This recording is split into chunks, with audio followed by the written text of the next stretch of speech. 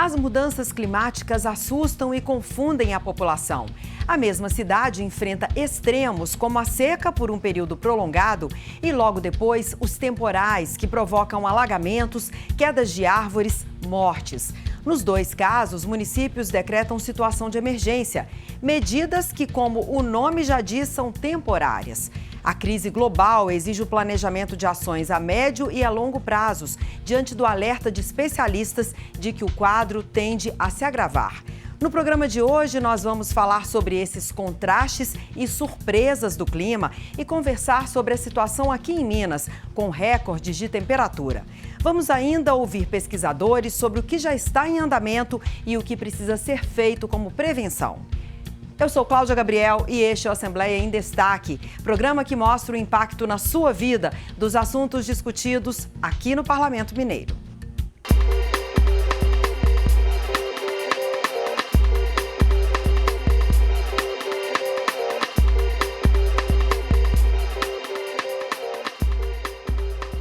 Vem dos oceanos a confirmação sobre o que os cientistas alertam há décadas. O aquecimento global bate recordes a cada ano. Dos 7 indicadores que medem o sistema climático da Terra, 5 estão ligados aos oceanos. As águas absorvem cerca de 23% das emissões anuais do gás carbônico geradas pelo homem. Nas últimas 2 décadas, o calor do oceano aumentou em todas as profundidades. O nível do mar subiu 10 centímetros em 30 anos. Esse processo acelerou na última década e as projeções não são boas. Espera-se um aumento cada vez mais rápido por causa do aquecimento dos oceanos e do derretimento do gelo, dos glaciares e das calotas polares. Falando em geleiras, a espessura delas diminui desde os anos 70.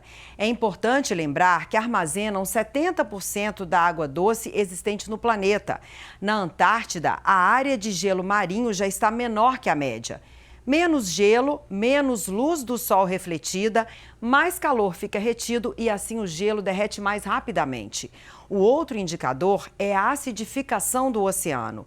Quanto mais gás carbônico, mais ácida fica a água, o que afeta os recifes de coral, que servem de barreiras para os litorais e são responsáveis por 1/3 da vida marinha. E o ar não nega. A concentração de gases do efeito estufa está aumentando a cada segundo. O principal, o gás carbônico, não é totalmente absorvido pelas florestas e mares. Fica por aí e demora anos para se dissipar. O resultado é que a temperatura média do ar na superfície da Terra está batendo recordes seguidos. 2023 foi o ano mais quente desde 1850, quando começaram as medições. O dado é da Organização Meteorológica Mundial. Atingimos 1,45 grau acima da média dos níveis pré-industriais. A média global anual foi 1,1 grau. Para entender a gravidade da situação, preste atenção à fala do Carlos Nobre, pesquisador titular do Instituto Nacional de Pesquisas Espaciais, o INPE. Nós não podemos deixar o planeta passar dessa temperatura que o Acordo de Paris, da Convenção Climática, estabeleceu. Não podemos deixar passar de 1,5 graus, quase a temperatura que chegamos no ano passado. Então, este é o maior desafio com a urgência. Por quê? Porque para não deixar passar de 1,5 graus, nós precisamos rapidamente reduzir as emissões. As metas colocam uma redução de quase 50% das emissões globais até 2030 e zerar as emissões líquidas antes de 2050, não pode passar 2050. Pois é, aqui no Brasil, 2023 foi o mais quente entre os 5 anos com maior temperatura desde 1961. Ao longo do ano passado, foram 9 episódios de onda de calor provocados pelo aquecimento acima da média das águas do Oceano Pacífico Equatorial. O mês de setembro teve temperaturas 1,6 grau acima da média.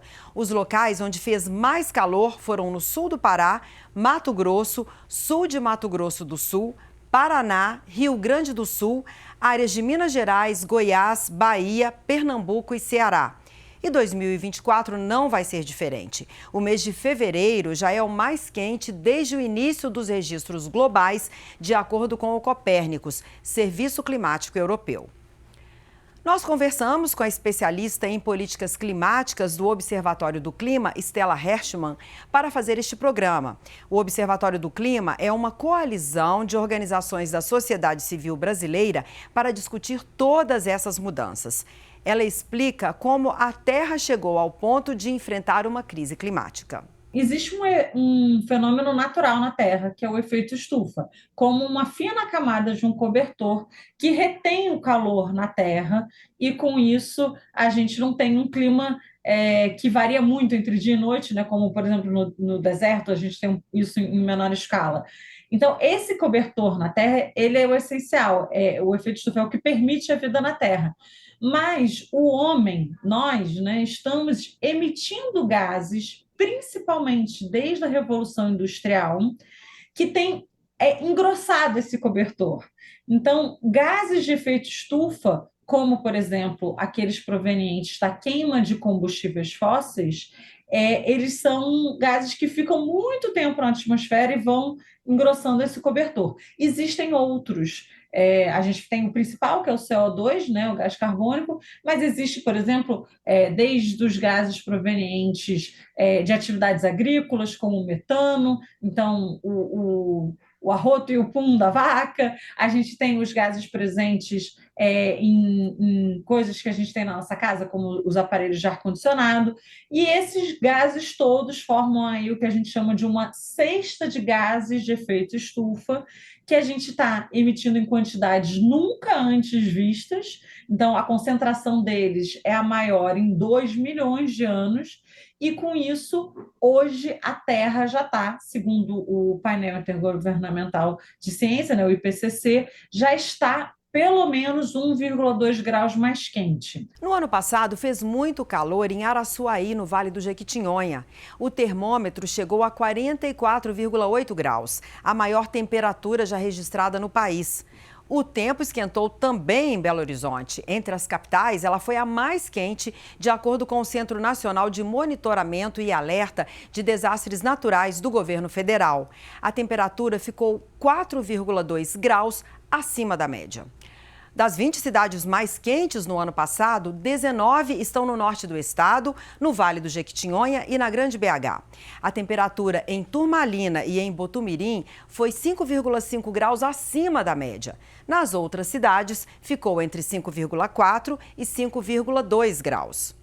Não é só o calor que estamos enfrentando. Ao redor do mundo, somos testemunhas da resposta da natureza que está vindo na forma dos chamados eventos extremos, cada vez mais comuns em todo o planeta. No Brasil, temporais fora de época e seca severa mudaram paisagens em todas as regiões. Os rios Solimões e Negro, afluentes do Amazonas, atingiram os níveis mais baixos em 121 anos. 8 estados do Norte e do Nordeste enfrentam a pior seca desde a década de 1980. A vazão das cataratas do Iguaçu, no Paraná, atingiu o valor mais alto em 40 anos. Choveu muito no inverno no Rio Grande do Sul e o frio extremo no Mato Grosso do Sul matou mais de 1.500 cabeças de gado. E agora, em 2024, nós continuamos a ver essas anomalias. Em fevereiro, os acumulados de chuva ultrapassaram a média histórica no Piauí, Ceará, Amazonas, Bahia, Minas Gerais, Maranhão e Tocantins.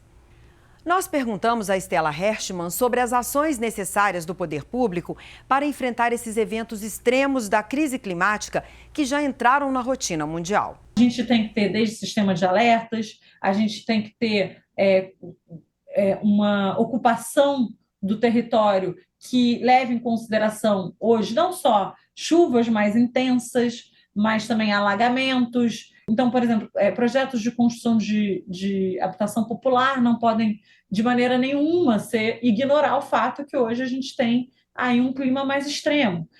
Também a construção dessa infraestrutura tem que levar em consideração que vão ter mais chuvas, que vai se fazer mais calor, então os materiais trabalham mais. Então, todas essas escolhas hoje que o poder público faz quando ele olha para a cidade, quando ele pensa nas suas atividades, ele não pode mais ignorar que hoje a gente vive num mundo que é um mundo mais quente e permeado por esses eventos. Vamos ver a declaração do secretário-geral da ONU, Antônio Guterres. Abre aspas.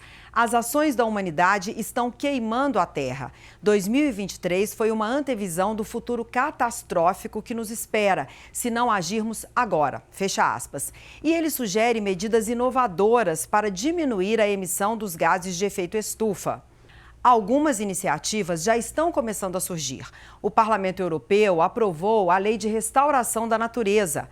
A intenção é reconstituir pelo menos 20% das áreas terrestres e marítimas da União Europeia até 2030, para a recuperação dos ecossistemas. A lei pretende trabalhar em conjunto com outras políticas ambientais, como a estratégia que quer proteger e restaurar as florestas em todo o bloco. Falta agora passar pelo Conselho da União Europeia para entrar em vigor. Já passou da hora de começarmos a recuperar biomas aqui em Minas Gerais também. Olha o que o Carlos Nobre diz. É muito importante também reduzir as áreas de agricultura e pecuária, restaurar o cerrado em boa parte de Minas Gerais, começar realmente a não desmatar mais o Nordeste, Norte e Nordeste ali, que pode ficar até semiárido. E também, e muito importante, restaurar a Mata Atlântica. Uma das áreas mais desmatadas de toda a Mata Atlântica do Brasil é em Minas Gerais. Por quê? Porque você melhora muito o clima, você protege a biodiversidade, mas a Mata Atlântica recrescendo, ela retira uma grande quantidade de gás carbônico da atmosfera. O impacto do estresse térmico nos sistemas socioeconômicos até 2060 foi pesquisado e o resultado publicado pela revista Nature. O estudo levantou dados de 141 regiões e de 65 setores em todo o mundo. A pesquisa incluiu também a perda de saúde e diminuição da produtividade diária do trabalho, além de perdas indiretas provocadas pelo aumento da temperatura. Os pesquisadores mostram uma perda global projetada em 24,7 trilhões de dólares do produto interno bruto. Num cenário com menos emissão de dióxido de carbono, a queda do PIB ficaria em 3,75 trilhões de dólares. Os países mais pobres serão os mais afetados. O aquecimento global aumenta as desigualdades, inclusive dentro dos países.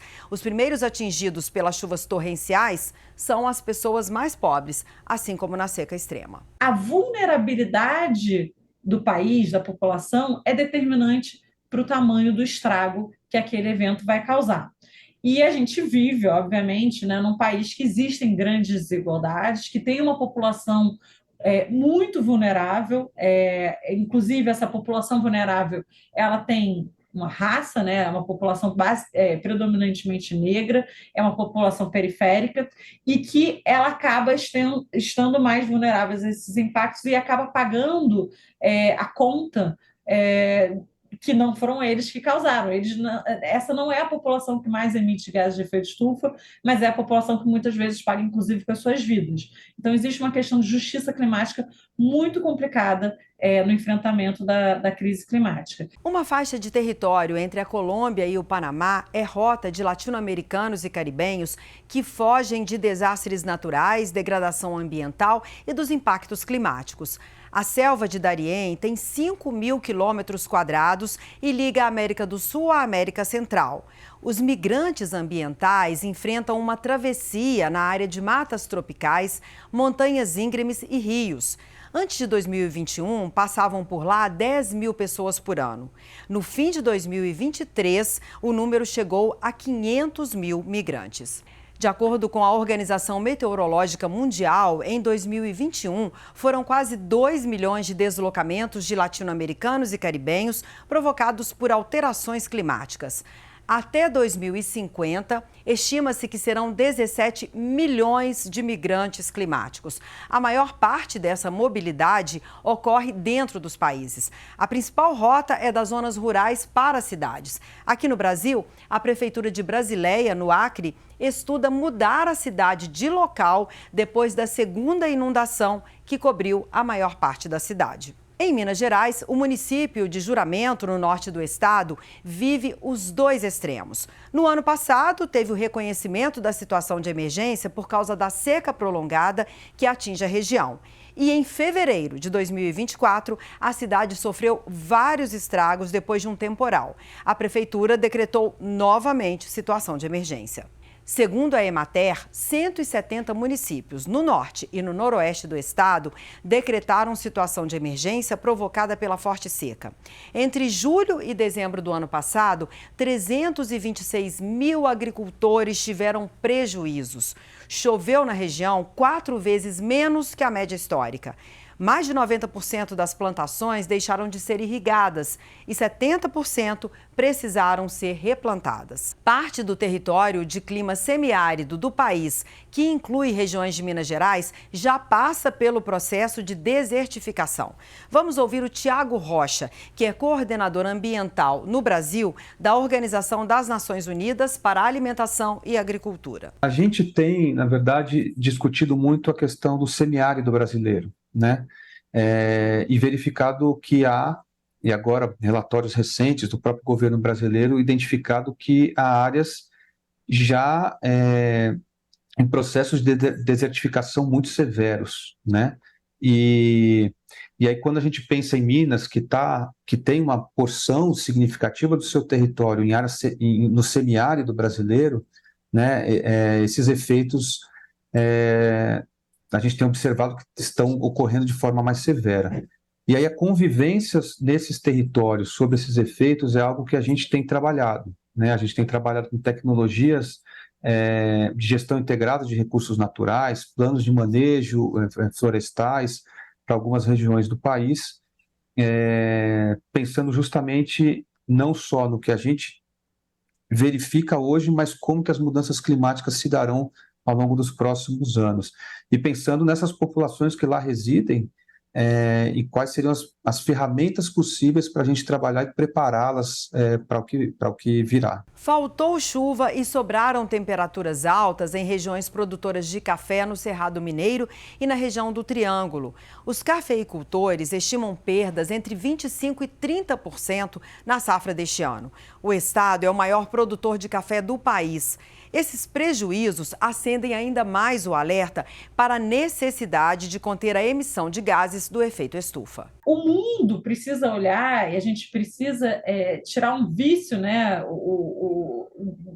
que a gente tem de queimar combustíveis fósseis para que a gente consiga fazer a transição para uma economia, para uma sociedade que seja carbono neutro. A gente vai ter que fazer essa transição até o meio do século.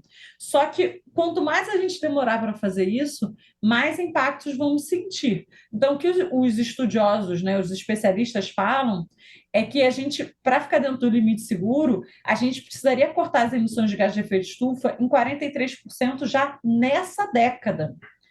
Então, é um corte bastante agressivo. A gente ainda não está nesse caminho. No ano passado, a última análise que saiu é que o mundo ainda estava aumentando as suas emissões. Então, é como se a gente estivesse subindo uma montanha. A gente precisa chegar no pico dessa montanha e começar a descer. A gente ainda não começou essa trajetória de descida. E essa descida vai precisar ser bastante íngreme, né? A gente vai precisar fazer uma queda nas emissões de maneira bastante rápida. Em 2023, a Assembleia aprovou uma lei que confirma a participação de Minas Gerais no protocolo de intenções do Consórcio Interestadual sobre o Clima, o chamado Consórcio Brasil Verde. Esse documento foi celebrado em 25 de janeiro de 2022 e assinado por todos os estados da Federação e pelo Distrito Federal. O protocolo de intenções foi elaborado para somar esforços em ações que diminuam os impactos ou façam adaptações em resposta às mudanças climáticas. Esse trabalho deve contemplar medidas coordenadas, compartilhamento de informações, intercâmbio de experiências e elaboração de políticas públicas para o enfrentamento dos desafios. A ideia é ainda atingir as metas assumidas pelo Brasil no Acordo de Paris. Agora, o Consórcio Brasil Verde é uma associação pública que já se encontra em funcionamento. Neste mês de março, o Parlamento Mineiro lançou ainda mais luz sobre essa discussão num seminário. Representantes de 60 organizações, de universidades a órgãos públicos, passando por movimentos sociais, participaram do lançamento desse debate que vai durar o ano inteiro. A ideia é construir uma agenda para revisar leis e criar novas regras, privilegiando propostas inovadoras. No evento, o presidente da Assembleia, deputado Tadeu Martins Leite, anunciou uma parceria com o Parque Tecnológico de BH, o BHTec. A proposta é identificar e selecionar projetos de startups que ajam para prever, evitar e minimizar causas e efeitos das mudanças climáticas em Minas. O professor José Roberto Scóforo lembrou da importância do envolvimento de todos os estados do país e destacou a atuação do Legislativo Mineiro. O importante é a discussão acontecer para que se busque soluções, num primeiro instante, para o estado de Minas Gerais, posteriormente, buscar influenciar outros estados da federação, ou seja, do Brasil, para que eles também possam adotar novas práticas. Eu vejo com muito bons olhos a iniciativa da Assembleia Legislativa de Minas Gerais. Por quê? Porque com essa discussão, efetivamente vai acontecer algo que falta muito nesse país. Políticas de desenvolvimento associados à política de conservação e preservação do ambiente, associado a um processo educativo das pessoas que habitam as diferentes áreas do Estado. A Assembleia aprovou também recentemente uma lei para incentivar o consumo do etanol, um combustível mais sustentável, limpo e renovável, quando comparado com a gasolina, por exemplo. Essa política tem o mote: na hora de abastecer, escolha o etanol. Entre os objetivos, promover o agronegócio e esse combustível que vem da cana-de-açúcar e incentivar ações para baixa emissão de carbono na agropecuária. Essa norma prevê ainda que as entidades e os órgãos públicos estaduais devem priorizar o abastecimento dos veículos flex com etanol, sempre que a utilização desse combustível for mais vantajosa para a administração pública. E hoje eu fico por aqui, mas você já sabe. Para rever este e outros programas da TV Assembleia, basta acessar o portal ou as redes sociais. Até a próxima, tchau!